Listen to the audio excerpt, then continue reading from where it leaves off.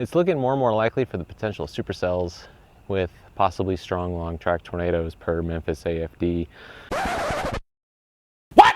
Hey everybody, Josh here with J&E Weather Chasers, and I'm bringing you another video on our storm chase on February 15th, 2025 in the southern delta regions of Arkansas and Mississippi.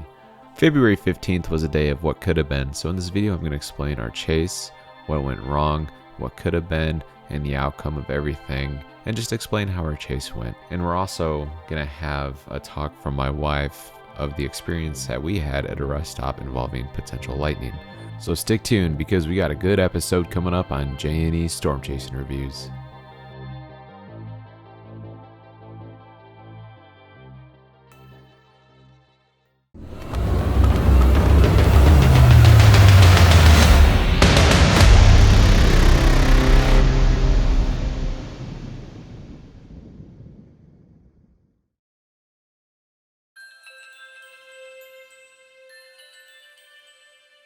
Hi, I'm Emily with J&E Chasers. You may know me as Josh's wife.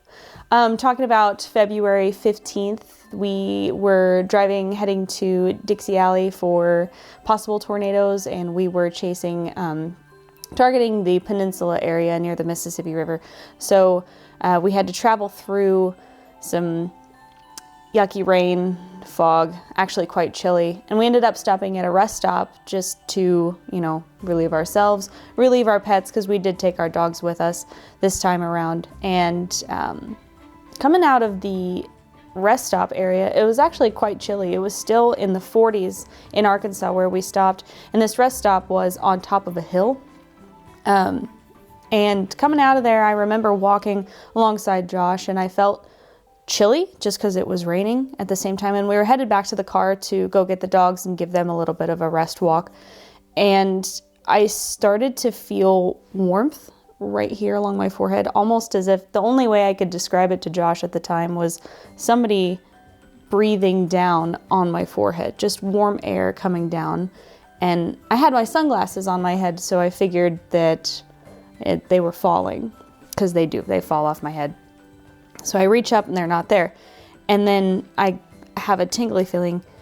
Keep in mind, this is all happening within about 4 seconds. And I say to Josh, I go, whoa, I said, my face feels really warm. And I said, I feel like my hair's sticking up. And he turns and looks at me because I had stopped in my tracks. And he goes, it is, with just terrible fear in his eyes, which caused us both to panic. And there wasn't a lot of lightning in the area. These storms that were moving through Arkansas that were part of this system that was coming through had thunder in them and lightning, but it wasn't a lot. Barely anything was showing up on radar. So when Josh turned and looked at me and said that my hair was standing up, we both hit the ground. We went into a squatting position, hands over our ears to protect our hearing, and we had about 3 seconds to react. So a lot of fear was going through, and it was very random, because at the same time you're thinking, oh, it's raining, and it's kind of that early spring rain where it's chilly and it's cold and you're shivering. All of a sudden my face just gets hot and static happens. So we hit the ground. I look up and Josh is looking at the vehicle, and he ends up taking off and making it to the vehicle because our car was roughly 25 meters away. And then I ended up taking off with him, and we actually ended up leaving, not getting out of our car and finding another rest stop for the dogs. But that I know of, lightning never ended up striking that area, and if it did, it took a while. But it was, out of all the times that I've been stuck in severe thunderstorms or any kind of thunderstorms, or I've been outside, I actually spent a lot of time in the South for military training where there's a lot of heavy lightning and storms in the spring, and I never once had an issue. And in my 30 years of life, this is my first time experiencing this feeling, where it's the feeling they always talk about, your hair standing up and you feel weird. And it's not even like that feeling where you're coming down off of a slide and your hair's standing up and you feel staticky. It's just, I felt warmth. and then the static started happening. I only wish I could see what my hair looked like standing up, but luckily nothing ended up happening and coming from that, but it was quite a scary experience. It got both Josh and I's hearts pumping.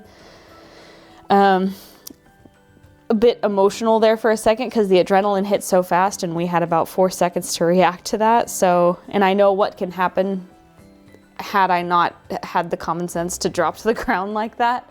So, that's about it.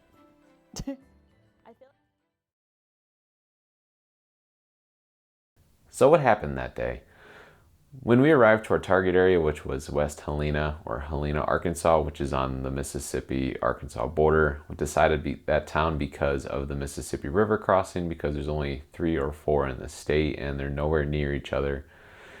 When we arrived, I was looking at current satellite imagery and how the storms were looking, and I noticed that the prefrontal storms were not sustaining themselves, and I noted to Emily that the cloud bases were a little bit higher than they previously were, indicating that vertical mixing was happening, which is surface dew points are being sent up into the atmosphere to compensate for drier air aloft, making cloud bases higher, which is not good for storms. So after a while and noticing that storms we're just having issues, I told Emily that we should probably go east, maybe give the storm some more time, and maybe something can come out of it. Maybe some prefrontal storm can go up, develop into a supercell. Because storm relative helicity at the time was pretty good. It was conducive for tornadoes if a storm can get sustained, and that was the question. So we ultimately decided to move east towards Interstate 55, just south of Memphis, and we waited. As we were waiting, prefrontal storms just could not get sustained, and the line moved in, and there was some embedded QLCS stuff. It was relatively weak if any tornadoes were produced, but overall the line itself was just lacking. It was not great. So we decided to get some food, then pretty much go home. That's the gist of that day. Trey, a good friend of mine at Convective Chronicles today, posted an observed sounding out of Jackson, Mississippi from 0Z, which I kind of indicated was having issues, was the vertical mixing that was occurring aloft. Also with dry air, and at around 700 millibars, there was still a capping inversion in place. Due to all those, and I think the main energy from the trough was mistimed just a little bit. All that together, prefrontal storms just couldn't go. Supercells really couldn't get sustained, and the ones that did in southern Louisiana eventually just got taken over by the squall line. And throughout the night through Mississippi and Alabama, there was embedded QLCS tornadoes, but the whole event was very well underperformed. After that, we just got some food and pretty much went home, and that was the chase. So I appreciate you guys tuning into this, and if you're still listening, like, subscribe, and I do appreciate every single one of you. Thank you.